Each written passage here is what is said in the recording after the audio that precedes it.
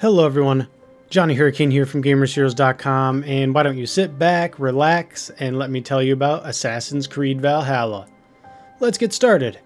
And before we go any further, a review code was provided by the publisher. Admittedly, with the setting being England this time around, I was a little concerned. Origins had the towering pyramids of Egypt, Odyssey, the decadent architecture of Athens, and then there's England with a few castles, and some standing stones, and a long wall. While Egypt and Athens may steal the majority of headlines when it comes to the wonders of the ancient worlds, England's warring factions of the Danes and the Anglo-Saxons, the Picts and the Norsemen, it all comes together to make the setting almost perfect. The story begins as young Eivor, available both as male and female, and his family are celebrating a bond of friendship and love as the Raven clan holds celebration for the great King Styrbjorn, hoping to bring peace and prosperity to the region. A huge feast, barrels of mead, proud Viking songs. The first few moments set a fantastic tone, before it all comes crumbling down as a twisted betrayal and a broken word lead to the death of Eivor's father and mother and the slaughtering of Raven clan. That's about as much details we're going to offer for the story, as there's no need to go into the finer details. It's an incredible journey, arguably Ubisoft's greatest creative narrative work to date. Assassin's Creed Valhalla continues the series' complex but rewarding overarching narrative with a combination of storytelling that brings together the stories and adventures of the past with a very real and threatening scenario from the future. The Animus storyline continues to play a vital role, but it takes a welcomed back seat to Eivor's adventures alongside with his brother Sigurd. Valhalla's stories are intricate in design, interwoven tales like tapestry of the Norns, slowly threading into the main narrative as the game progresses. Each of the regions of England you will explore comes with its own troubles and turmoils. One moment, a king is struggling to quell a bandit uprising. The next, a jarl is questioning the loyalty of his closest subjects. Each region is filled with interesting characters, charming events, and engaging activities. Eivor eagerly attends each location, hoping to create allies for the Raven clan, making friends and enemies along the way. The combination of incredible world building, Norse mythology, and the myths and legends of ye olde England brings together a flourishing world full of character that is truly a wonder to explore. Despite my love with the more recent Assassin's Creed games, I definitely found myself struggling towards the end of Odyssey, growing tired of the repetitive aspects between the previous games.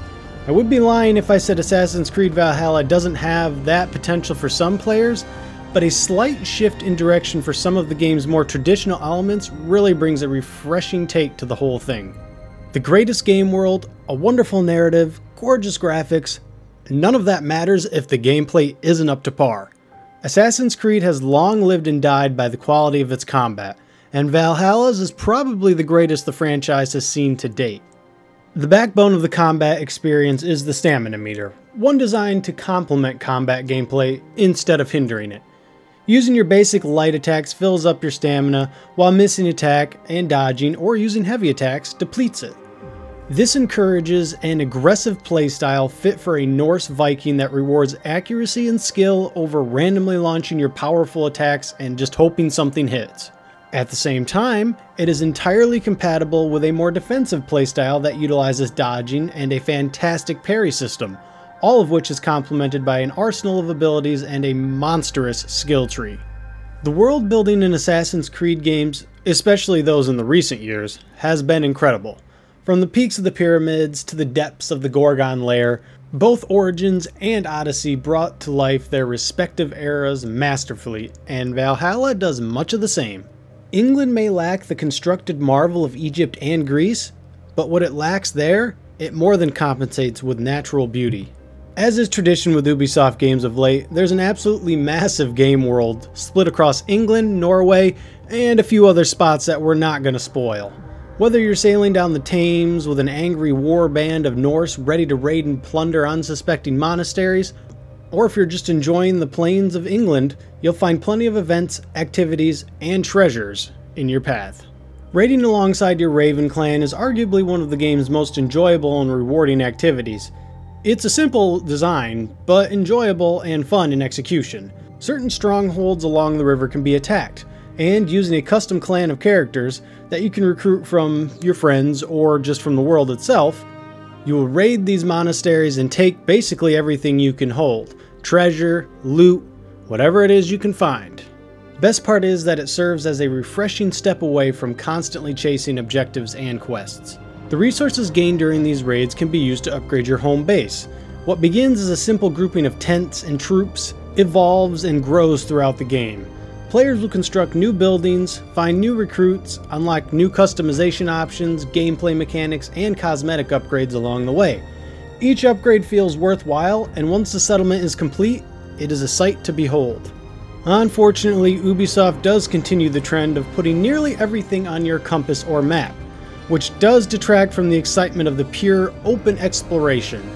Despite this, with the amount going on, it's a design choice that I can understand. One area that has been greatly improved is the side quest.